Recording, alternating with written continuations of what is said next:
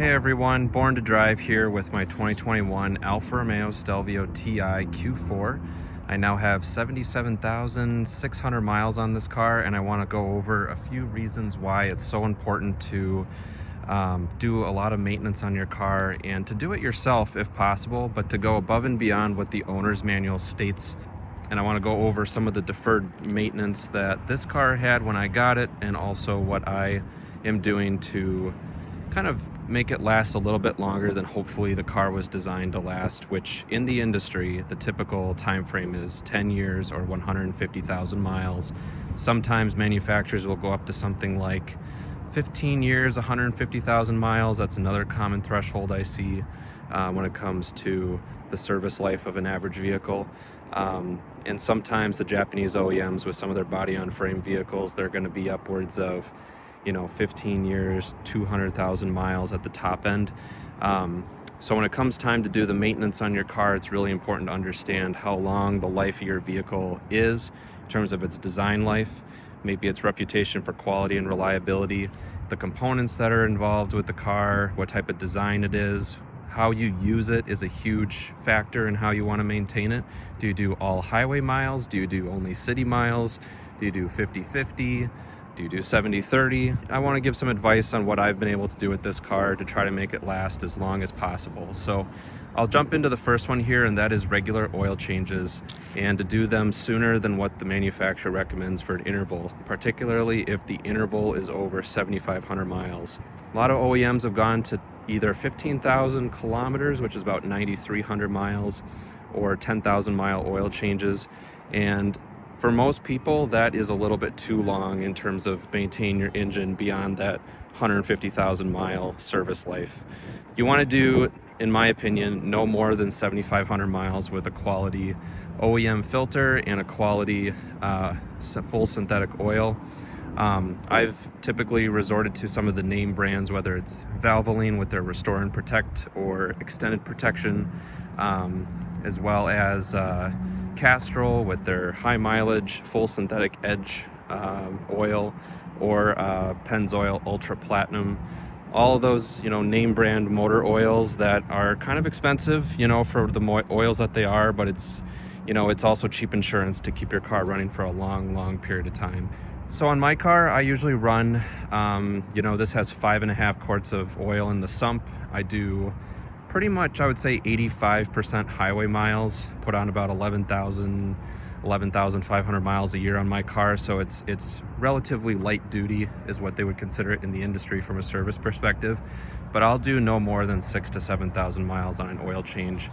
And that's what I typically do. And in between oil changes, I will actually do regular oil top-offs on top of it. So if the oil gets down to, even 1/3 of a quart or 1/2 a quart below the 5.5 quarts that are in the system, based on the gauge display in the car or the oil dipstick on your car, just to make sure that you get full amount of oil in there, your car is getting properly lubricated, and it's accounting for extreme cold and hot environments that your car might be in. So do that between oil changes, get it done every 6,000 to 7,000 miles, use a quality filter, full synthetic oil, but do it more often than what the manufacturer recommends. Second thing is transmission fluid changes. Highly important to do those I would say every 60 to 100,000 miles, depending on what type of driving you do. If you do all highway miles, the manufacturer typically recommends anywhere from 90 to 100,000 miles for a drain and fill, which usually you get rid of anywhere from 40 to 60% of the transmission fluid when it comes time for a drain and fill. Usually a drain and fill is the best option. Some manufacturers allow flushes or fluid exchanges, but I wouldn't really recommend those just because of the high pressure that's involved with it.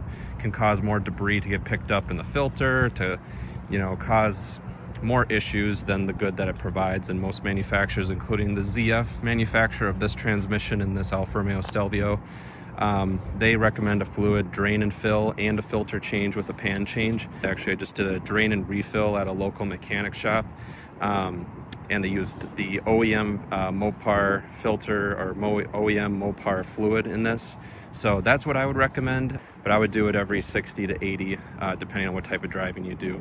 So even if your owner's manual says lifetime fluid, if you want it to be your car to last over 150,000 miles, more than 10 years, you're going to want to do a drain and refill every so often. So definitely do that. The third thing is rear differential fluid change and a transfer case fluid change. So I've done a transfer case fluid change on this car, which was due at 80,000 miles. I did it a little bit earlier at 70,000 miles.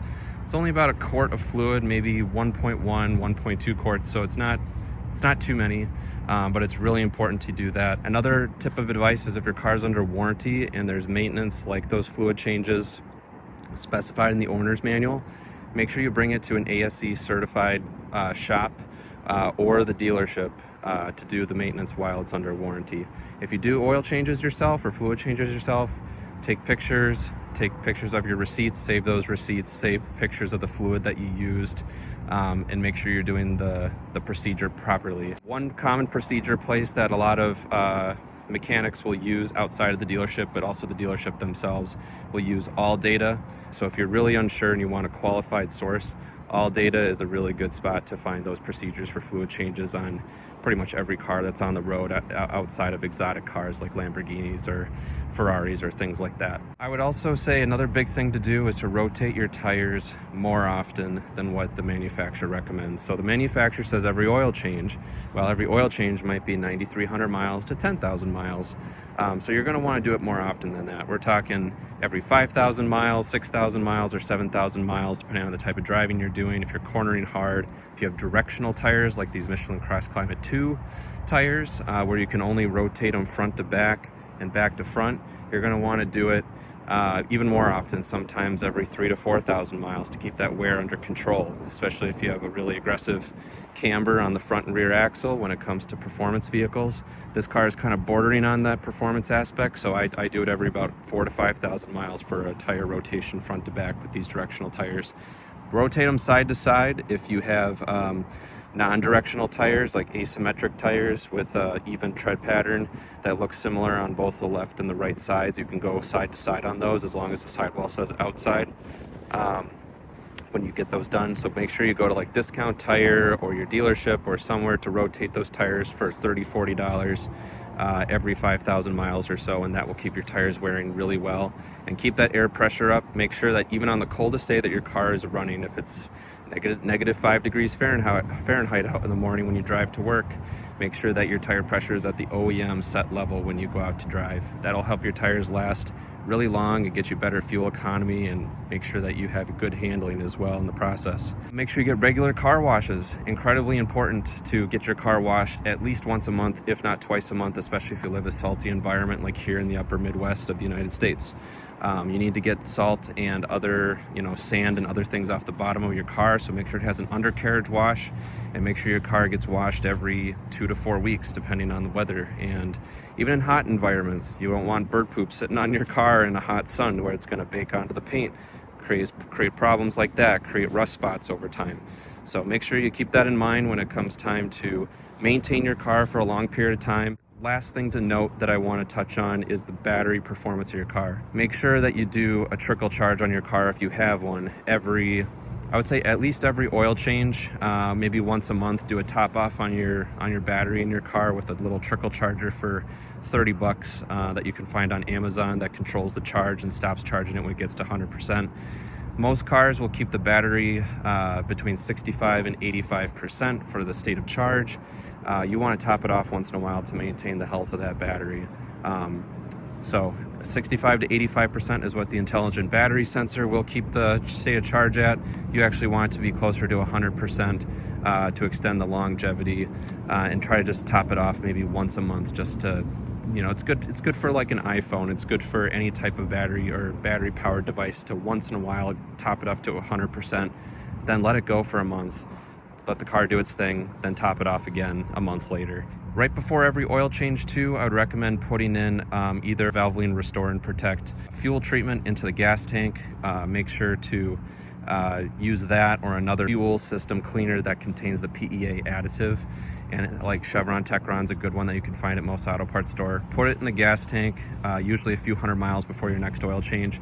Fill up your gas tank to mix it all in, and then run it for an entire duration of that tank, usually using 1 ounce for every gallon of gas that's in your tank. So really recommend doing that, because that's going to really improve the performance and the fuel injectors for your car for a long period of time to help them keep running. So thank you guys for watching this video today. Hope you guys enjoyed these tips and tricks on this Alfa Romeo Stelvio, but also for all of your regular day-to-day car that you want to use these tips and tricks on to keep it lasting for more than that 10-year, 150,000 mile time frame. Keep your car running in tip-top shape and get the best fuel economy and performance you can during that time frame. So I hope you guys enjoyed this video today. If you have any questions or comments, please put them in the section below. Thanks for watching, and have a good one.